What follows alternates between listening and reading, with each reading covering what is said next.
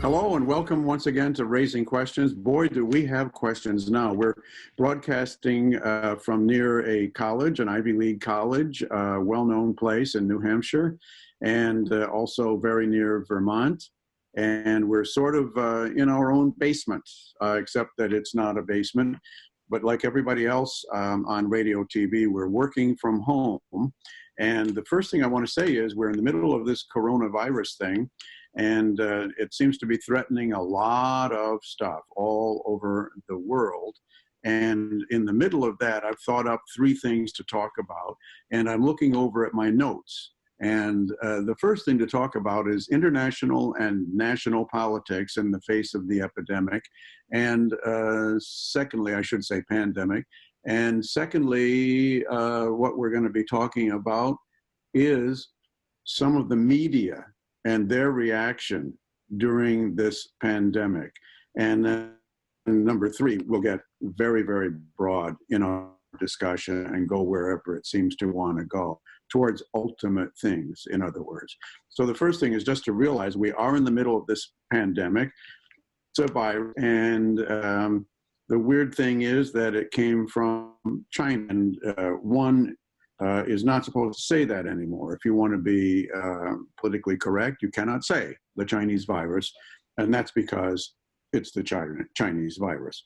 And the odd thing about that is that it came to us largely because China is so powerful, and because China is now connected to just about everywhere on Earth. You've heard about people, tourists going from China to America to Italy and so forth right before the virus was spread, and that may have contributed to the spread, although nobody's expert enough about this yet to say that that is definite. So what's the weird thing? About 50 years ago, 49 years ago, as a matter of fact, a guy named Richard Nixon was president of the United States, and he was a staunch conservative, quite conservative guy in some respects, more in terms of personality and character structure, I would say, than in terms of politics. He had a sense with some of his liberal instincts and some of his liberal colleagues in the Democratic Party. He was a Republican, but he could still see Democratic politicians. At that time, you could do this. He could see Democratic politicians as colleagues. So he went along with some liberal things. And one of the things he did that really liberalized the entire world was fly as a conservative. That's the way he would have called himself. He flew as a conservative Republican to China. Nobody went to China at that time. There were very few books published in the West about China. And if they were called things like, I saw Red China. And that would be amazing. So Richard Nixon was invited over to China, and he went there. And the whole purpose, really, that was broadcast to the rest of the world was twofold. This will help international peace. And the thinking behind that was that the United States edged itself into the alleged horrid communist alliance between Red China and the Soviet Union. So by going over there and the leader of China at the time, Richard Nixon wedged those two countries apart a little bit. And of course, they broadcast a very important announcement from China, that is Nixon and Mao Zedong broadcast a very important message, namely, we're not trying to do that. Our new friendship or relationship is not based on anything antipathetic to a third country. Well, moving rapidly along, the point at that time, besides politics, was business. And at that time, you could read everywhere that Nixon had opened Red China to what? American business.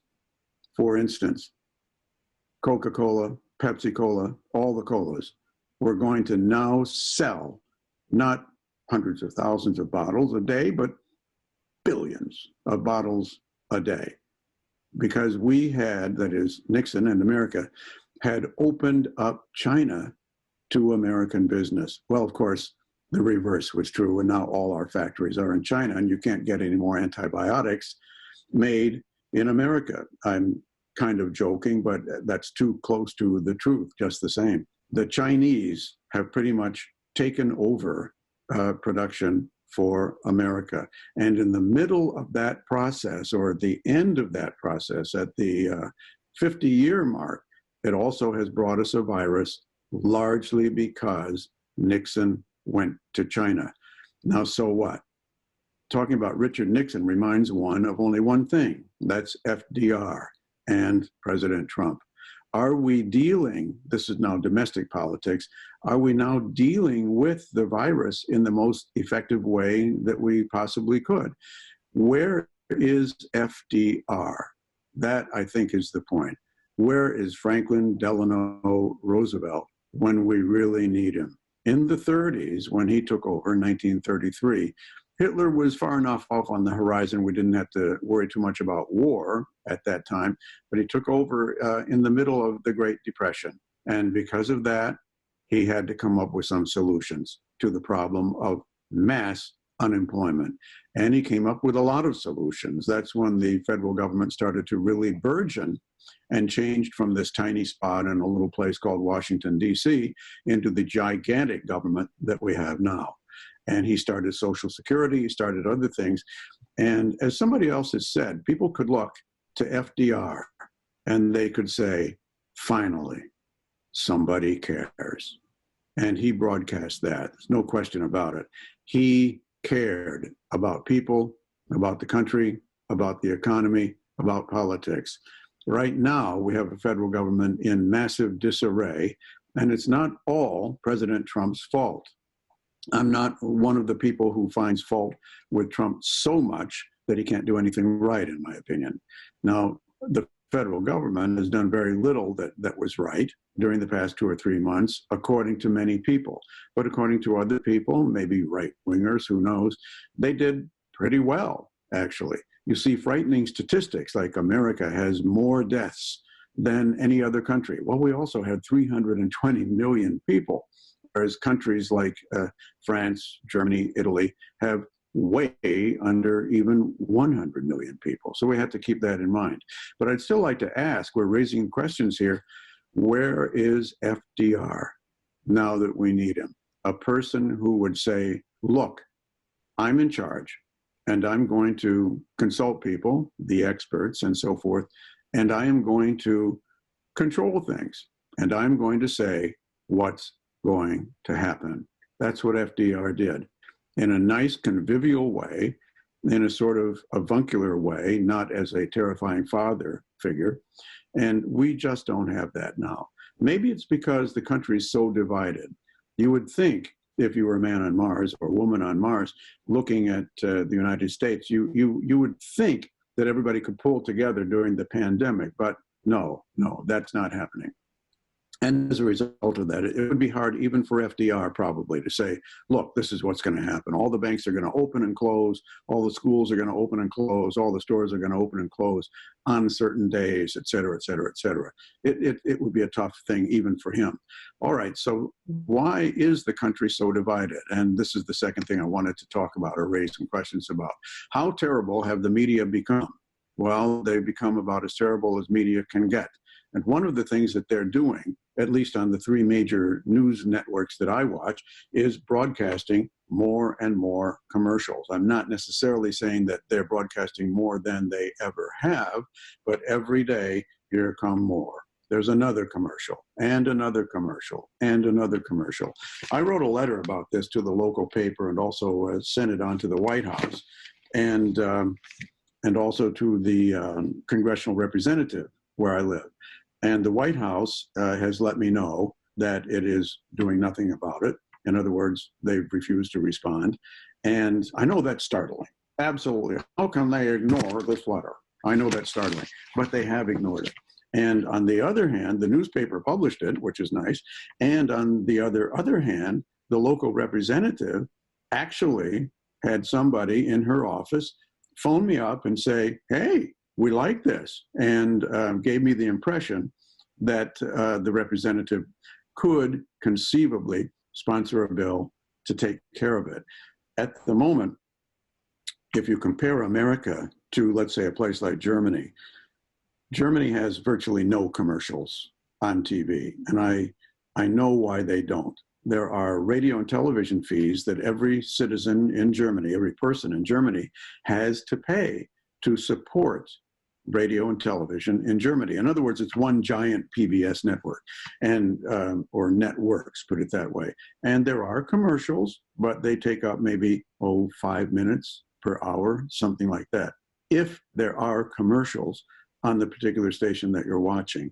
And a lot of Americans are very allergic to that process that everybody should pay every month to support TV. But I'll tell you, it works. You get a variety of opinion, and you get intelligent opinion in European countries. Over here, you get one court jester after another, because they are appealing to a market and an audience that, let's say, doesn't really want to take things too seriously, and the media reflect that. Even our news during the pandemic, our news programs could do an awful lot better. They're almost completely non-analytical. They're unfair to one side or the other, either the left or the right, and they're doing a job that they think they should be doing, namely stirring people up, upsetting them, put it that way. Get people upset, that's the purpose of commercials, and then sell them tranquilizers or antidepressants or anti-anxiety pills. That's what's really going on. And that is terribly, terribly scandalous, and probably nothing will ever be done, which leads me to the last point. What are the ultimate points that we can say about this? It seems like the bad guys are winning. The bad guys often do. There was a great film called something with the word 7 in it, the number 7 in it, and I'll come up with it in a minute.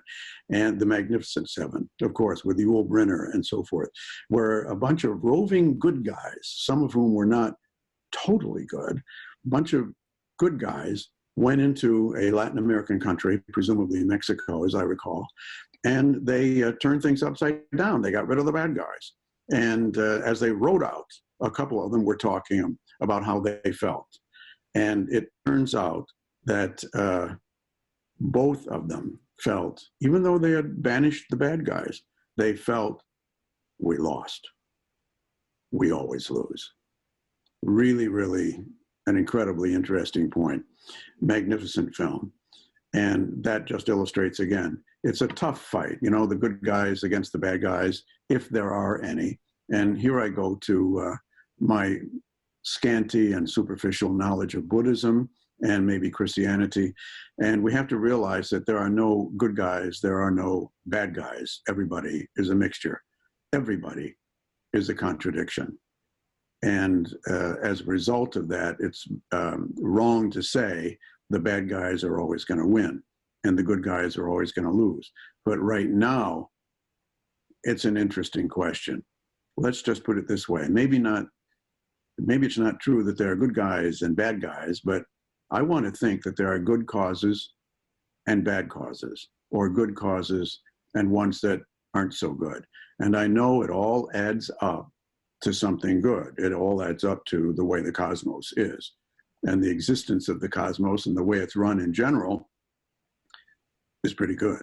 It's awe-inspiring, as they say. I wish I could come up with a better term. Let me look at my notes. And what I want to point out here is that one of the ultimate things, this is, again, point 3, we're in the ultimate meaning of all of this pandemic and media and this, that, and the other thing, is that the country's being invited now to turn introverted. And there was a great guy named Carl Jung, a Swiss psychiatrist, who has influenced a lot of thinking ever since he was around. He died about I believe in the first year of the Kennedy administration. So he's not an ancient fellow. And he had the foresight to divide people, generally speaking, into introverts and extroverts. Introverts are turned inward, more or less, enjoy quiet activities, for instance, and your extrovert is your prototypical happy guy at a party, something like that.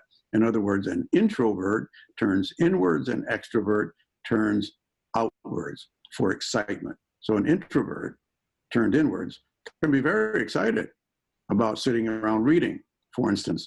An extrovert can be very excited meeting new people at a cocktail party, and everybody's a mixture of those two things. But basically, what one prefers, what a person prefers, is either introversion or extroversion, turning outwards or turning inwards. And America is famous as a society for fostering extroversion. We compete with each other economically, and we are constantly turned towards the question, what do other people think? And that's a mighty motivator, economically and politically. What do other people think of me? How do I look to them? And so forth. Whereas an introvert would say, not exactly, I don't care, but an introvert would say, I know who I am. I know what I'm worth and all that. So introversion has a very, very powerful magnetic effect for us philosophically minded people or psychologically minded people. And we are all being invited now, I think, by the pandemic to get into introversion. And in fact, we're all, or most of us, are inside most of the time. And we're being invited to be inside of ourselves more than ever, as a matter of fact, or more than usual, put it that way. I like to think that, let's say back at the time of the war, let's say back about 100 years ago, even back before the war, people were probably more introverted than they are now. But with the media everywhere, we're very extroverted, and with competition in our economy worse than ever, you have to be extroverted, in the opinion of most people, in order to get ahead. And in America, if you're not getting ahead, then you're just treading water. And treading water means you're going to get tired and drown. Whereas in other countries, the ones I like to call the modern countries, that's not true. And introversion, turning inwards, is much more popular than it is here, partly because of the economic system. It's more socialistic, not totally socialist, but more socialistic than in America. So as a result, you know, as long as you wake up in the morning and go to work, you're fine. You're going to be taken care of. And if you get sick, in Germany, for instance, you have health insurance. That's all there is to it. And every health insurance company has to see that you get well. It can't say, oh, I'm really sorry, you had measles before, now you're getting double measles, and we don't cover that. That just doesn't exist in places like Germany. And we need more of that kind of thing so that people can feel relaxed and comfortable due to the economic and social system, and to some extent, withdraw from it and withdraw into themselves. And I think we're seeing the value of that, the ability to just look into yourself and look into your own apartment, your own books, your own videos, whatever, instead of constantly wondering, what does the rest of the world think? And what is it doing? And how can I catch up? And back to the media. The media try very hard to get you into that sick psychosis of following the leader. And the leader is always some vague force out there in society that makes you feel like you're not doing the right thing if you're truly an individualist, which is a very sad thing. Well, moving rapidly along, because of the media largely and the economic and political system, it's going to be very hard for this country, in my opinion, to get through this pandemic, because the pandemic, as I've tried to say, invites us to get inward, and we are a very outward directed society. And by the way, there are some advantages to that, of course, but we need much more of the introversion in order to get comfortably through this. Well, that's it for this time, and I hope I've made some points that make some sense, and goodbye until next time.